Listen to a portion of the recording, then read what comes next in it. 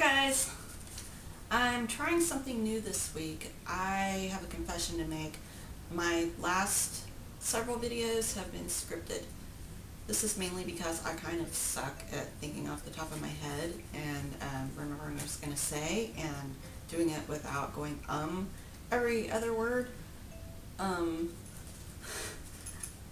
So this week I didn't really have time to write a script, but I also feel like it hasn't felt very natural trying to follow a script, and so I just wrote down my main ideas here on some note cards, and I'm just going to talk at you and see how that goes.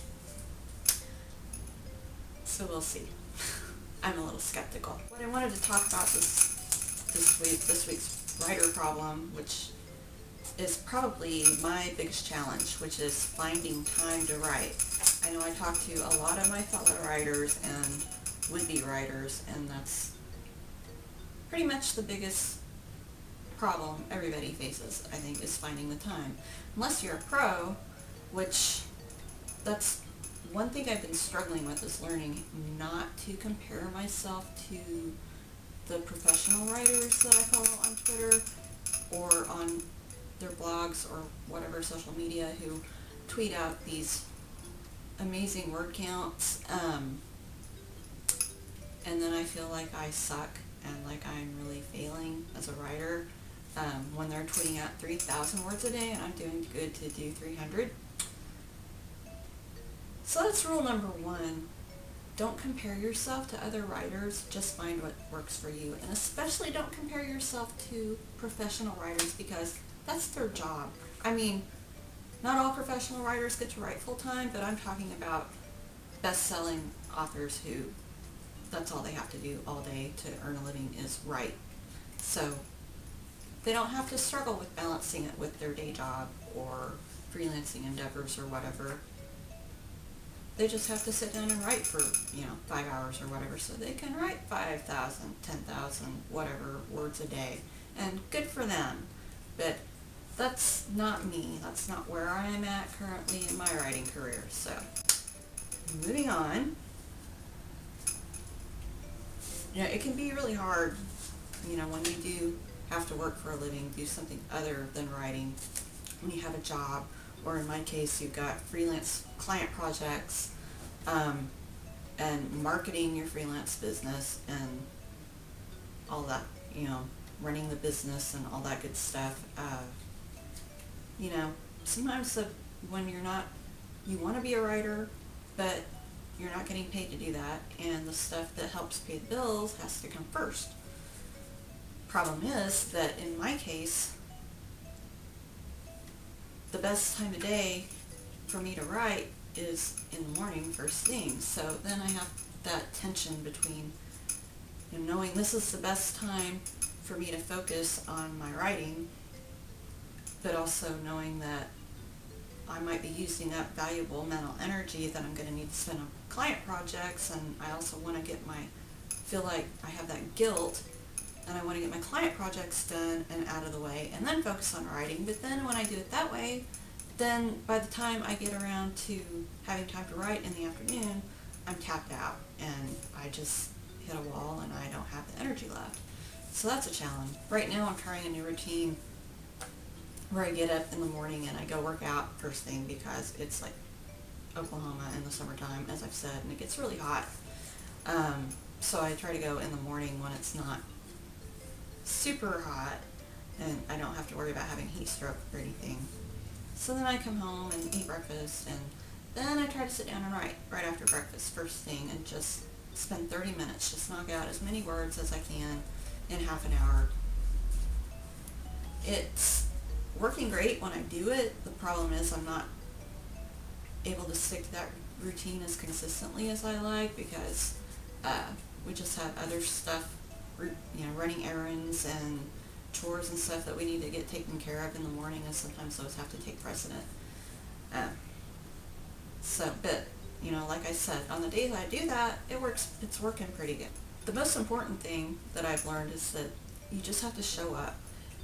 I used to feel like I had to have at least 2 solid hours uninterrupted to sit down and write, because I would think that I've got to have at least an hour just to sit and think and get my head into the story space and figure out what's going on in the next scene. And that just doesn't work. You can't do that, especially if you're not a full-time writer. You just can't, you just don't have that luxury. Most working writers just don't have that luxury. And the difference between a lot of wannabe writers and professional writers is that professional writers have learned how to just get their butt in the chair whenever they have time, even if it's just 5 minutes, and just use that time to hammer out as many words as they can.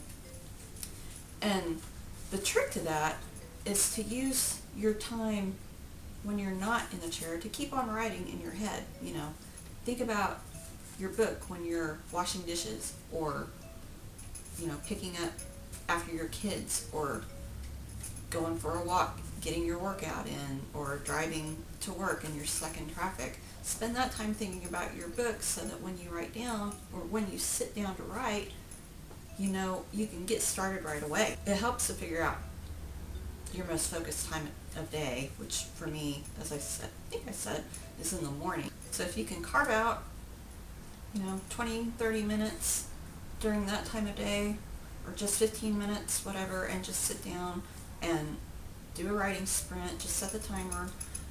Use a Write or Die.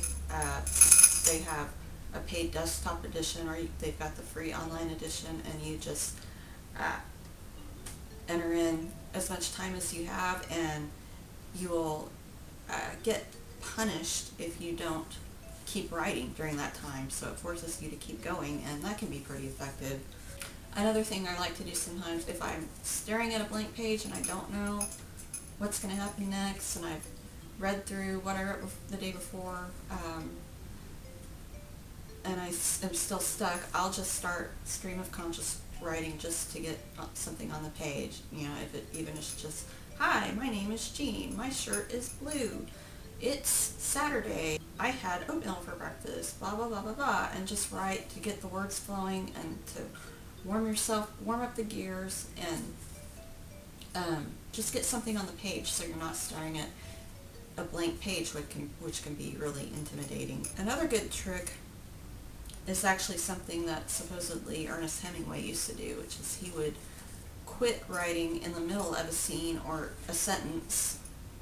He would leave something unfinished so that he knew exactly where to pick up the next day, so that the next time he sat down to write, he knew exactly what came next, and he could just start hammering it out. And, you know, that works pretty well too. And if it's good enough for Hemingway, well, you know, things didn't ultimately work out so great for him, but he was a good writer and he wrote a lot. So, good tip. The other thing I'm telling myself is not to stress out about word count. Just as long as I can do something every day, something is better than nothing. Even there have been times in my life where I just tell myself, okay, just write 10 words. If you just write 10 words today, at least I'll have written. And of course, I don't think I've ever stopped at 10 words. Once you get 10 words down, you think of 10 more, and then you just keep going, and before you know it, you've got 100, and then you've got 500, and you're doing good. And of course, the ultimate tip when you're having to write in sprints is don't be afraid to suck, because you're probably going to, and that's okay. That's what editing is for, and you can figure out how to find time editing after you've got your story drafted. When you're short on time, you just can't be a perfectionist. You can't go back through and edit what you wrote the day before, unless that helps you get going. As long as you don't, you know, go all the way back to the beginning. If you just go back a couple of paragraphs, just catch yourself up and maybe, you know, fix a couple of things here and there. If that makes you feel better so you can move on, fine, do that. But don't worry about sucking in the moment. Just get the ideas out. Get them on paper. Don't worry about how well they're written. Just get it out. Just do it. It's basically like giving birth. That's kind of a nasty analogy, but it's true. You are birthing a story, and births are messy. I haven't personally done one, except, you know, my own, but I don't actually remember that. So But from what I've seen, I've seen PBS specials and stuff like that, and it's gross. And it's pretty much the same with writing. It's gonna be messy. You're bringing a new creation into the world, and that, it's a beautiful thing, but sometimes it's also a nasty thing. So you just gotta roll with it. And that's pretty much everything I have to say on that topic this week. So I will see you next week, guys. Bye.